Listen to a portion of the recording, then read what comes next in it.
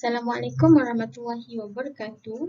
Kami dari kumpulan 16 akan membentangkan berkaitan dengan usul fiqh dan berikut adalah senarai nama untuk ahli kumpulan 16.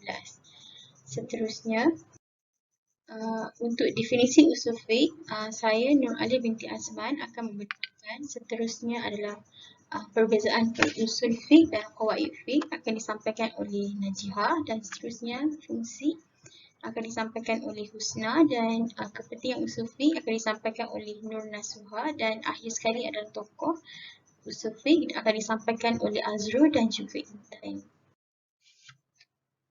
Seterusnya, definisi usul dari sudut bahasa adalah asas sesuatu perkara, dari sudut istilah adalah dalil dan kaedah.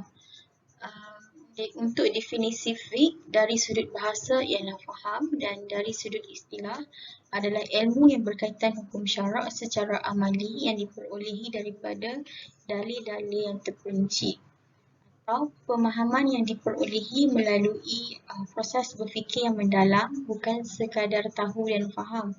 Dan akhir sekali adalah untuk definisi usul fiqh dari menurut syarak ialah satu kaedah yang diaplikasikan oleh seseorang mujtahid untuk mengistimbatkan satu hukum syarak yang bersifat amali yang diperolehi daripada dalil-dalil yang terperinci. Sekian dari saya. Terima kasih.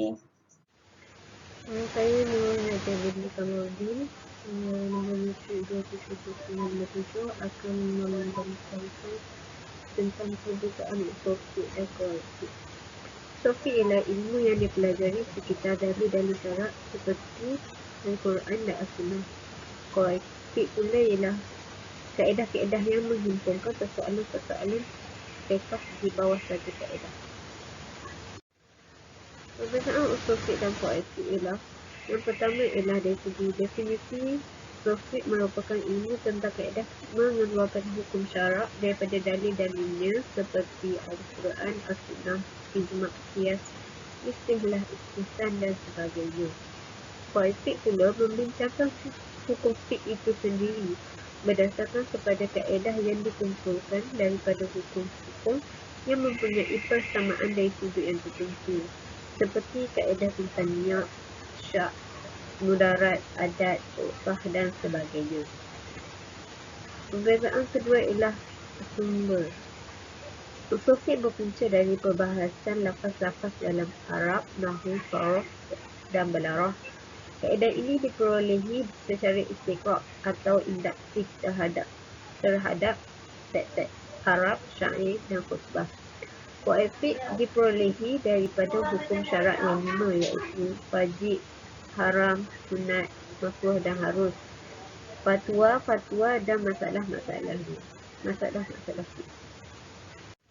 Yang ketiga ialah keadaan di mana kaedah-kaedah dalam usul fiqh lebih fokus kepada ahli ijtihad dan ahli fatwa dalam usahanya untuk menyimpulkan hukum syarak dari dalil-dalil.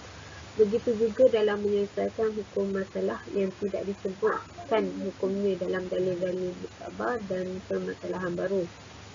Qawaid fiqh pula lebih khusus dengan ahli fiqh atau pelajar yang menjadikannya rujukan untuk mengetahui hukum-hukum furuk sebagai alternatif kepada merujuk bab-bab yang berseliarasan.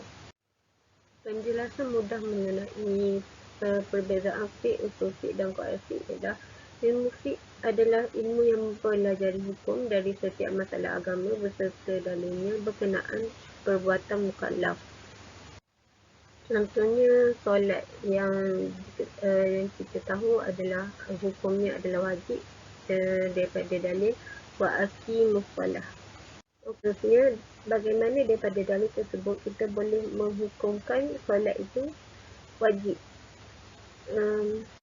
Daripada dalil tersebut kita dapat mengetahui bahawa ia menunjukkan suatu perintah. Maka apa yang dapat diambil ialah setiap keterangan yang berisi perintah menunjukkan bahawa hal yang diperintah adalah wajib. Kesimpulan ini selanjutnya dapat diterapkan pada dalil-dalil lain yang serupa. Qawaid fiqh pula adalah ilmu yang mempelajari serangkaian masalah fikih yang serupa beserta dalilnya untuk menentukan rumusan dasar dari hukum fikih tersebut dan selanjutnya dapat diterapkan pada masalah fikih serupa yang tidak memiliki dalil secara khusus. Contohnya, apa yang harus dilakukan oleh seseorang yang ragu ketika solat? Apakah ia kentut ataupun tidak? Dan yang kedua ialah, apakah yang harus dilakukan oleh seseorang yang ragu pada rakaat solatnya? Apakah rakaat itu adalah rakaat ketiga atau rakaat keempat? Perkara yang perlu dilakukan apabila mempunyai persoalan seperti ini ialah kita perlu membuang keraguan. Kesimpulan daripada jawapan terhadap dua masalah yang disebutkan tadi ialah kita perlu membuang keraguan, di mana keraguan itu tidak membatalkan sebuah keyakinan. Kesimpulan ini dapat diterapkan pada permasalahan serupa dengan judul pertanyaan apa yang harus dilakukan oleh seseorang yang ragu. Saya Asmaul Husna binti Muhammad Jeffrey, matrik nombor 263376. Saya akan teruskan kepada fungsi usul fiqh. Fungsi utama usul fiqh adalah sebagai alat ataupun medium untuk mendapatkan hukum syarak berdasarkan Al-Quran dan hadis. Seterusnya, usul fiqh berfungsi sebagai satu kaedah untuk membantu memelihara agama daripada berlakunya penyelewengan ataupun penyalahgunaan dalil. Seterusnya, usul fiqh berfungsi sebagai satu penerapan kaedah atau metodologi yang digunakan oleh para mujtahid dalam menggali hukum. Seterusnya, usul fiqh berfungsi sebagai satu penerapan hukum berdasarkan perbuatan atau tindakan yang dilakukan oleh para mukallaf. Sebagai contoh, para hakim menggunakan usul fiqh sebagai satu medium dalam menentukan sesuatu keputusan. Contoh lain, para mufti menggunakan usul fiqh sebagai pedoman ataupun petunjuk dalam mengeluarkan fatwa. Sekian. Assalamualaikum warahmatullahi wabarakatuh. Nama saya Nur Nasuha binti Muhammad Fazli. Nama matrik saya 275501. Hari ini saya akan membentangkan tentang kepentingan usul fiqh. Yang pertama ialah dapat mengetahui sebab-sebab yang membawa kepada perbezaan pendapat dalam kalangan para ulama. Seperti yang kita ketahui bahawa para ulama ini hidup di zaman-zaman yang berbeza dan juga keadaan semasa yang berbeza. Oleh yang demikian, terdapat pelbagai pendapat dari kalangan para ulama. Yang kedua ialah memudahkan proses ijtihad serta memberikan hukum yang bersesuaian bagi setiap kejadian semasa yang berlaku. Seperti ia dapat memudahkan para ulama memberikan hukum-hukum yang bersesuaian mengikut keadaan semasa. Yang ketiga ialah menyusun secara tepat usul-usul pendalilan dengan menjelaskan dalil-dalil yang sahih dari Al-Quran. Para ulama mengeluarkan dalil-dalil secara direct dari Al-Quran. Yang terakhir ialah menghalang daripada berlakunya pentafsiran nas-nas Al-Quran dan juga Al-Sunnah hanya semata-mata berpandukan akal dan juga hawa nafsu. Sekian, terima kasih. Assalamualaikum, nama saya Azrul Fariki bin Azli, nombor kad matrik 264643. Saya akan menceritakan tentang tokoh Imam Al-Qurtubi. Beliau adalah Abu Abdillah Muhammad bin Ahmad bin Abu Bakr bin Far al-Ansari al-Khazraji Al-Qurtubi, seorang ahli tafsir yang lahir di Cordoba atau sekarang dikenali sebagai negara Sepanyol. Imam Al-Qurtubi berkelana ke negeri timur dan menetap di Mesir. Beliau juga adalah ulama yang soleh, wara', arif dan zuhud. Beliau menghabiskan sisa hidupnya memberi bimbingan, beribadah dan menulis. Antara sumbangan terbesar karangannya untuk dipelajari dan dikaji adalah kitab Tafsir Al-Jama'ili, Ahkami Al-Quran.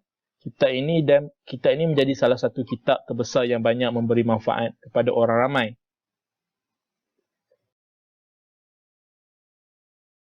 Tokoh usul fiqh seterusnya ialah Imam Asy-Syafi'i.